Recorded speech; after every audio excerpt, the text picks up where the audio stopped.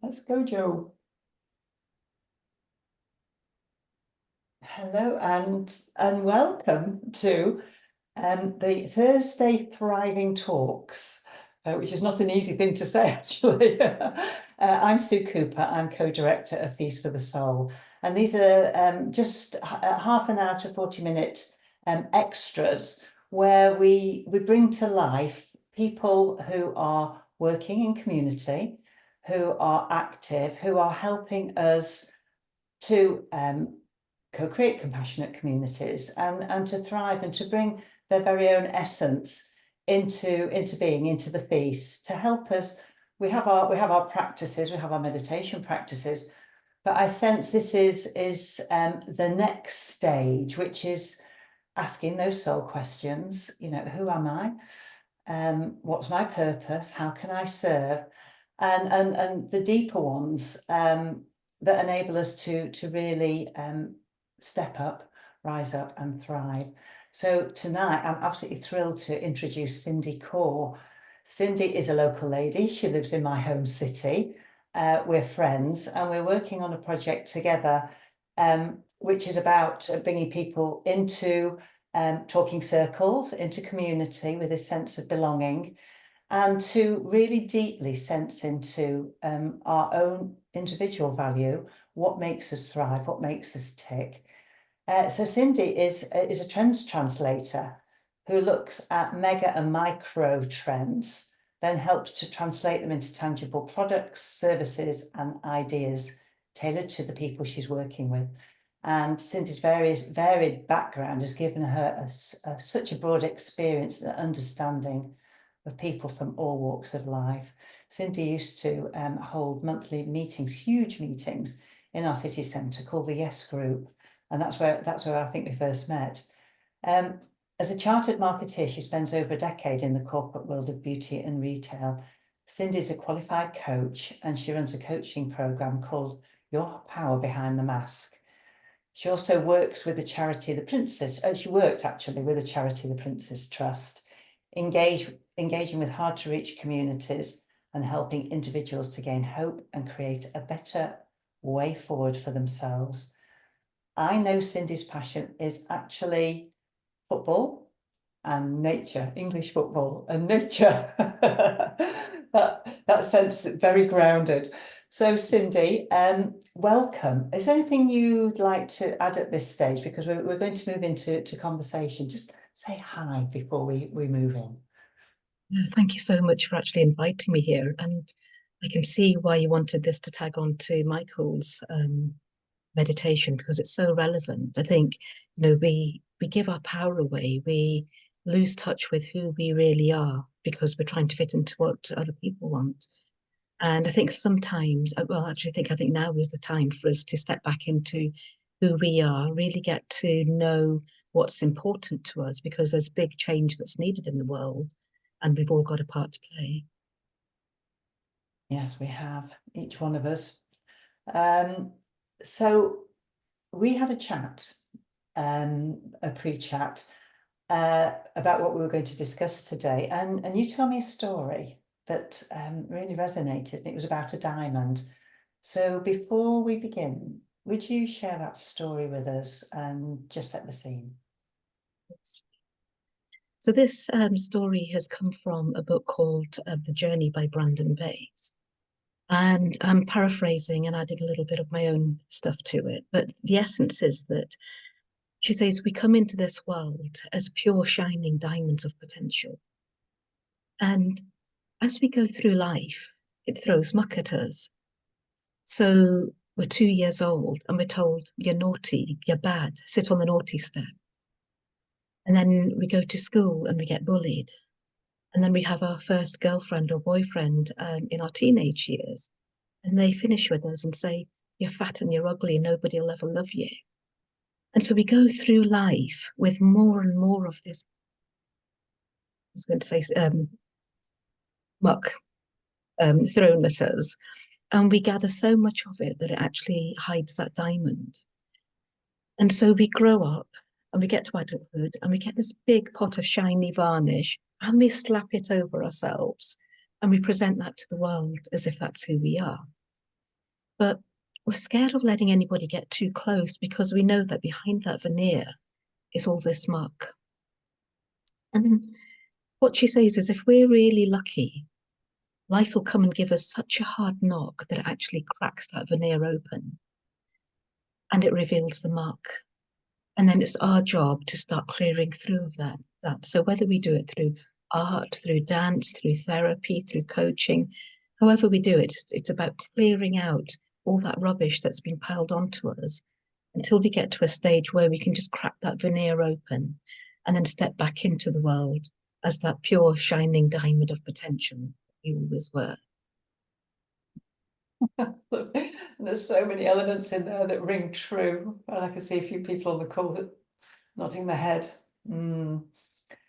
So in your work, you look at trends, don't you?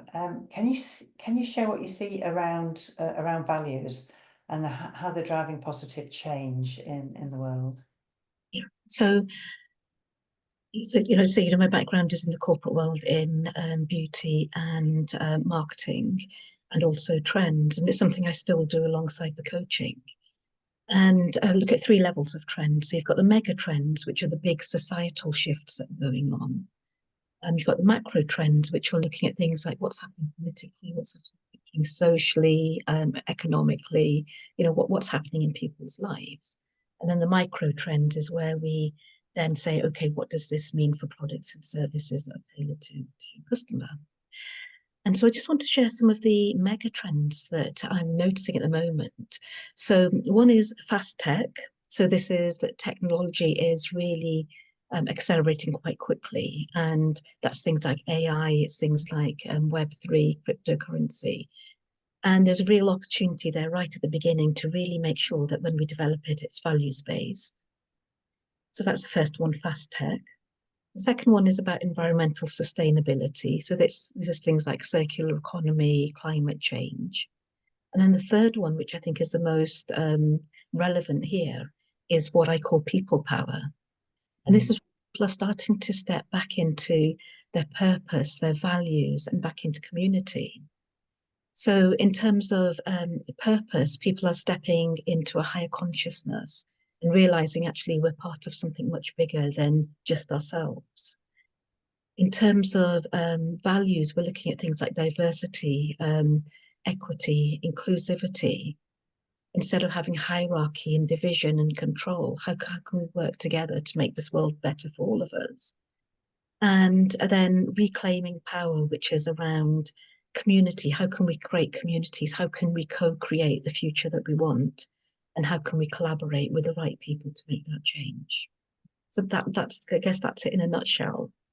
Yeah, and it's happening. We know it's happening, don't we? We don't necessarily hear a lot about it because the main media has a different agenda. But knowing that there are all over the world, there are people gathering. We see it. We do see it on the news, don't we?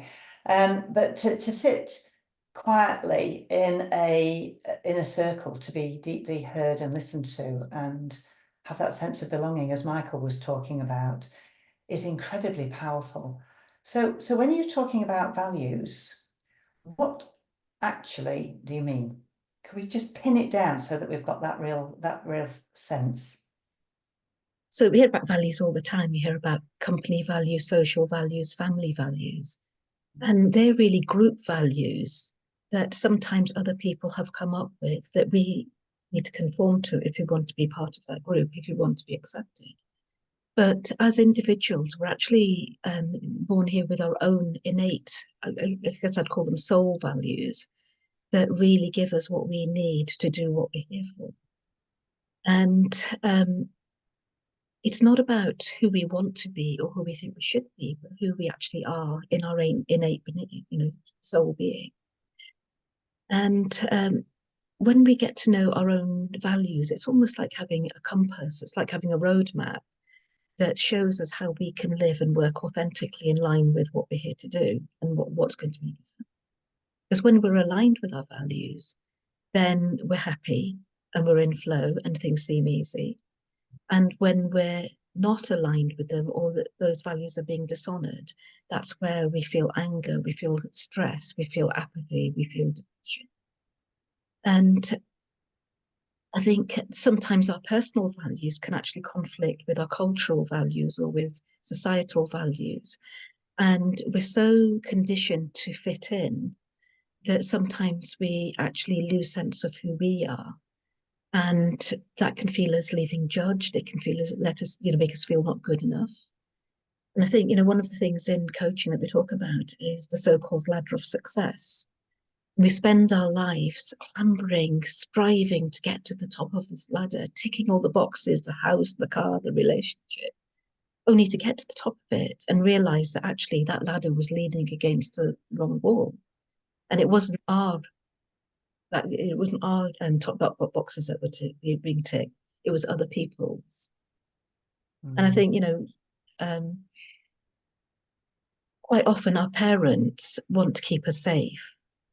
And so we might say, I want to be creative, I want to be a singer, I want to be an astronaut, I want to be, whatever. But in order to keep us safe, our parents or our guardians will guide us to go down a path which is safe, which is secure. And as a result, like I'm saying, we're taking their boxes instead of ours. So we end up getting to the end of our life feeling empty, feeling exhausted. And so I always say to people, if you're feeling like that, have a look. Are you on the right ladder, or do you need to jump across, even if it's a rung or two down?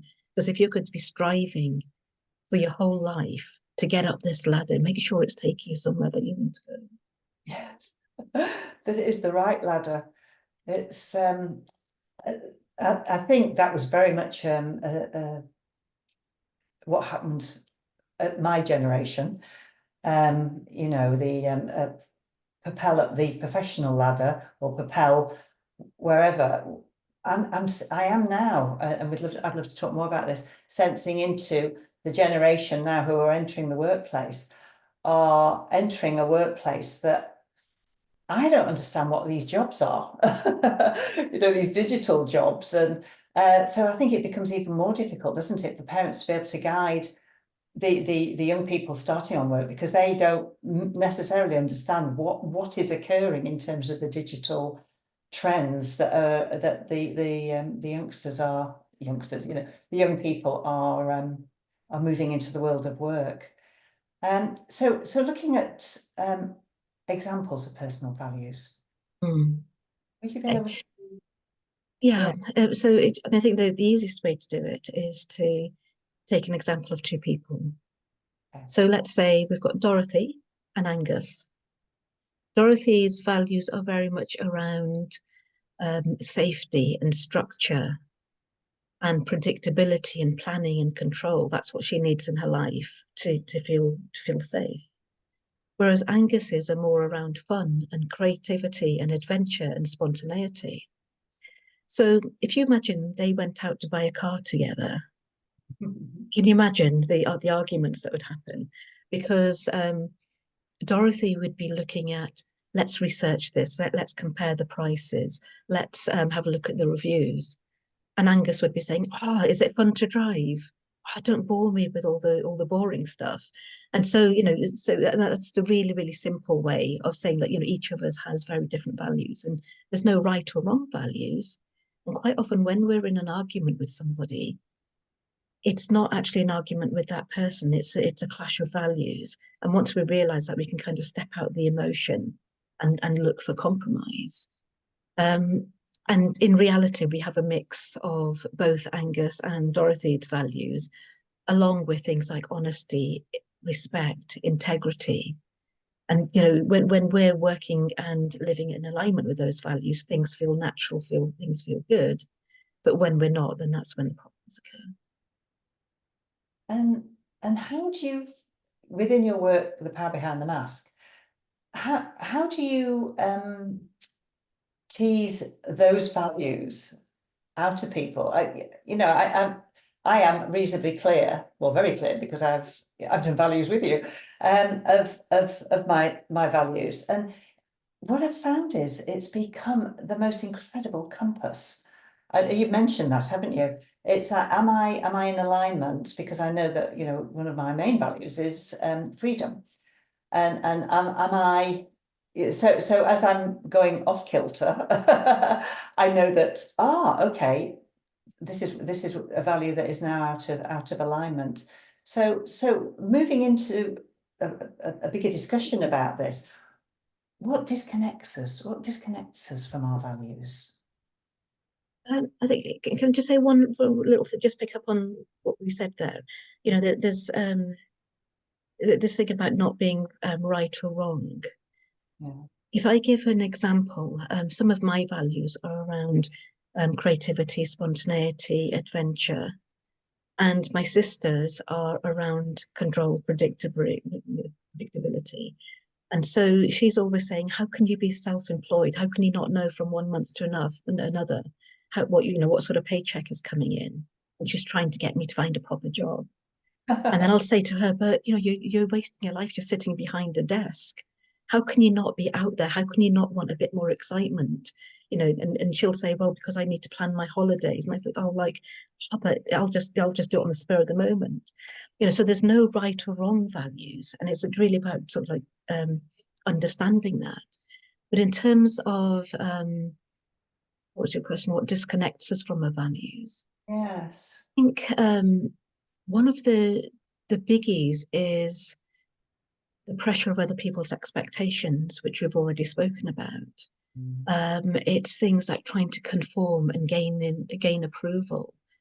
Um, it's about maybe being immersed too much in the materialistic world. And there's nothing wrong with going through the materialistic, going for the materialistic stuff. But if you sell your soul in the process, then are you really going to be happy at the end? So it's a case of saying, yeah, this is what I want. I'm all about, dream big, go for what you want.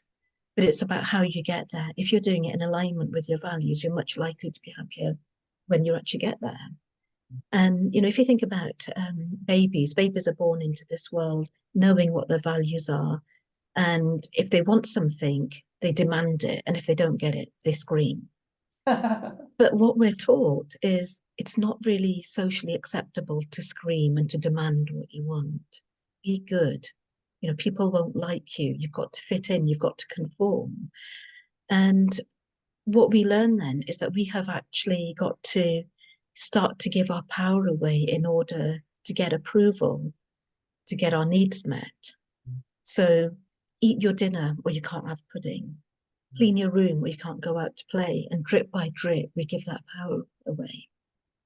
What nobody tells us is that when we get to, say, teenage years, we can start to take some of that power back because we're much more self-sufficient.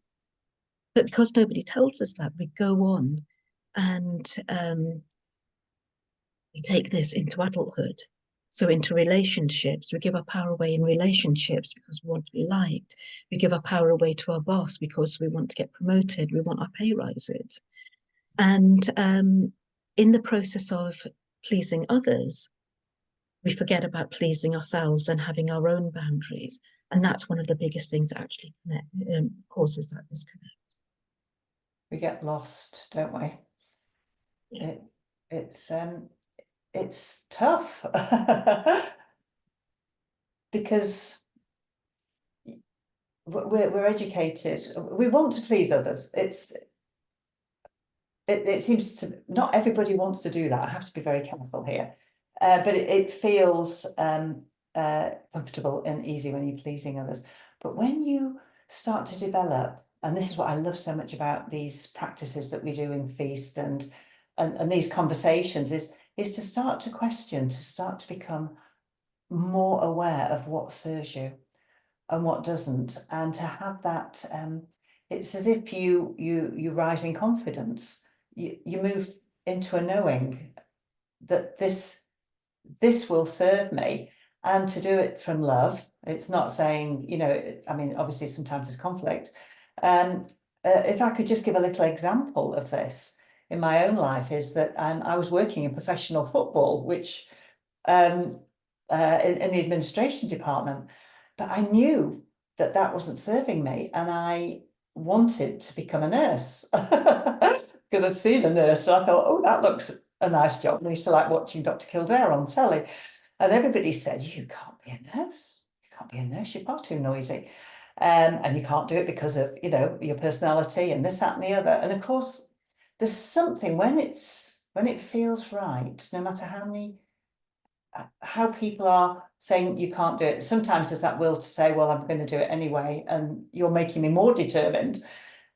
But there's that deep knowing when we're called to do something, aren't we? And when our values are in alignment and we sense into that depth of us, as you talked about, that shining diamond. So I just give gratitude for the people who said that I couldn't do that, because that will and determination and those values went, oh yes, I can, and I will. But you need to generate the courage, don't you? I'll just tell a very quick story about that. When I was, I do believe that we come in knowing or having a sense of what we're here to do. And when I was about 4, people used to say to me, Cindy, when you're older, what do you want to be? And I'd say, I want to be a butterfly. People would laugh at me. Yeah. So when I was about 6 and people said, Cindy, what do you want to be when you grow up? I thought, if I say a butterfly, they're going to laugh. So I said, I want to be a fire engine. And they still laughed. And so I became a chartered marketeer instead. Anyway, skip forward a few years. I had quite a big burnout in the corporate world, which wasn't to do with workload, it was to do with conflicting values. And when I left, one of the things I really wanted to do was I'd always wanted to become a makeup artist.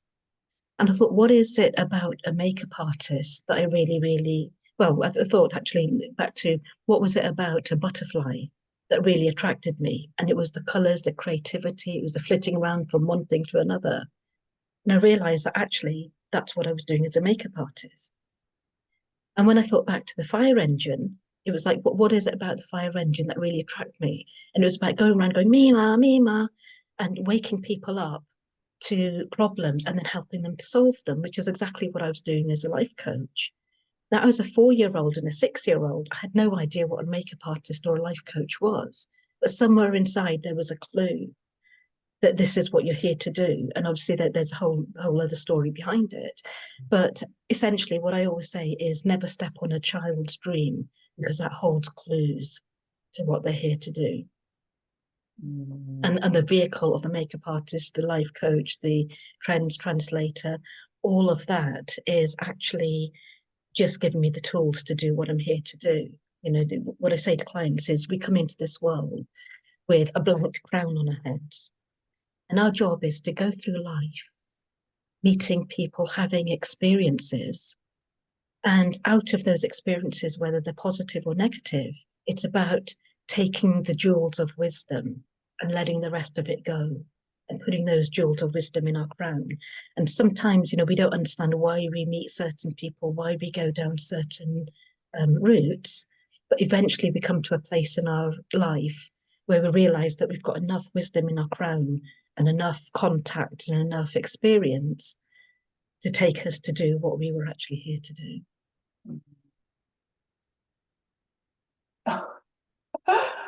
I just see you as a butterfly in a fire engine. Beautiful, beautiful story, and true, isn't it? And it's as if you knew at a very early age. But then we do. I think we But do. like yourself, I was told, no, Yeah. you can't do that. Yeah. So you conform. Yes. But eventually it finds you. Yeah.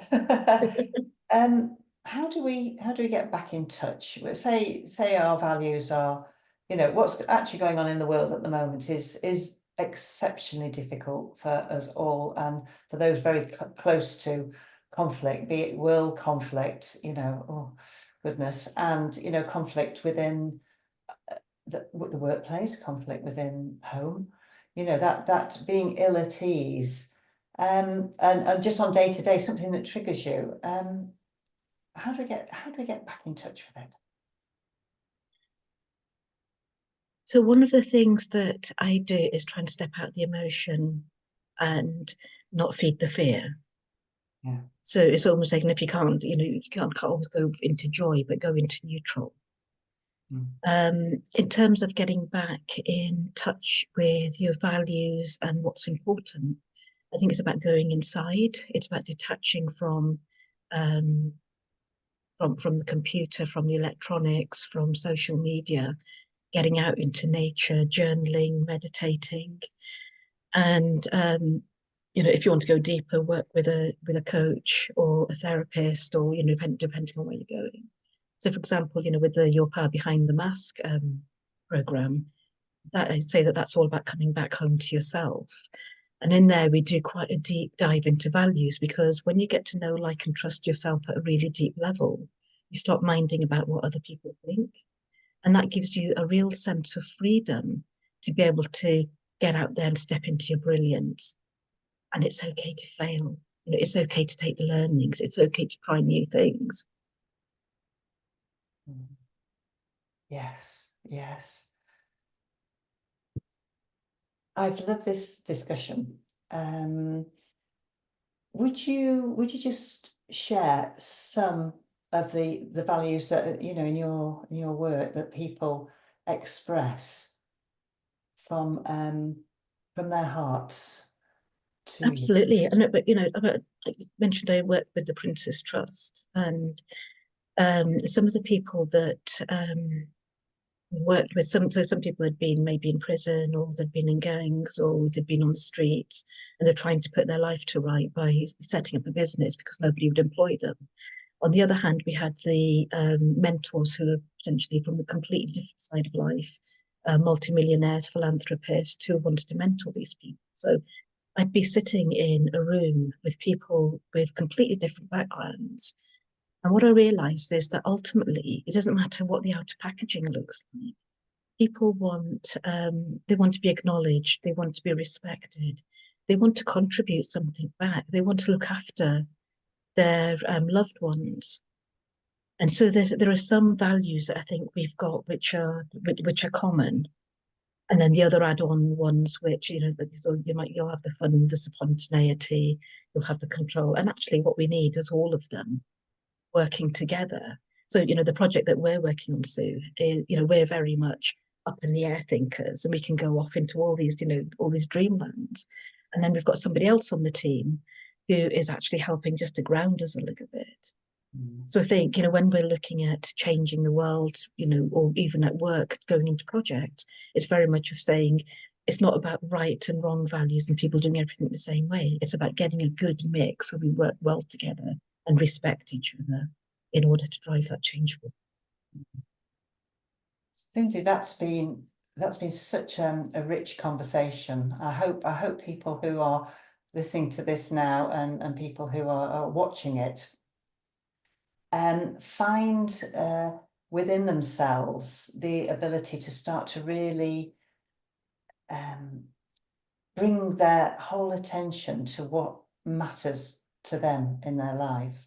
So when I sat before you or with you and to look at values, would you just explain a little bit about that process, what that really looks like? Yeah. So the purpose of getting values is for really you getting to know and like and trust yourself at a deep level. And so it's a simple conversation, but it's not always easy. And it's just where I ask a few questions, and you instinctively answer them from your soul. And some of the questions are things like, what do you do for fun? What makes you laugh? When's the last time you had a good belly laugh? And if people say, I can't remember, then you know that they've disconnected from them. But it's basically just asking a series of questions. And I'm trained to listen to what you're saying, to what you're not saying, explore that a little bit deeper. And at the end of it, I come up with a sheet of 10 values, which are tailored specifically to you, that you can then use almost as a signpost or a stake in the ground to say, when I make this decision, whether it's in work, whether it's in career, whether it's in relationships, if I do this, if this is this going to take me towards my values or away from them? And it's a really, like you say, Sue, a really simple way of not only making decisions, but also understanding why things happened to you, why you responded like that, who you gave your power away to, that actually held you back, and also how you can start reclaiming that. So I was saying before that why would you give your power away to somebody that you don't respect? And when you actually realize that this is somebody who's got completely different values, you can start creating boundaries. You can start looking at your belief system. You can start looking at self-esteem, and then it goes on to the rest of the process. Mm. Thank you. Thank you, Sindy. Thank you for being with us today. Thank And you. I really look forward to continuing to work with you. You're gifting your time in this community project that we're doing together, bringing people into, not bringing, inviting people into circle to be deeply listened to and heard, and share what's actually in their hearts for building community, looking at quality of life, looking at health, looking at happiness, looking at engagement, people engagement in community, and all of this is from basic values that the group co-create, and that power, we can do so much on our own, but when we come together with the same intention of love and appreciation, and whatever the particular values that come up within that conversation, creates that coherence, creates that harmony for creativity to take place. So thank you so much indeed.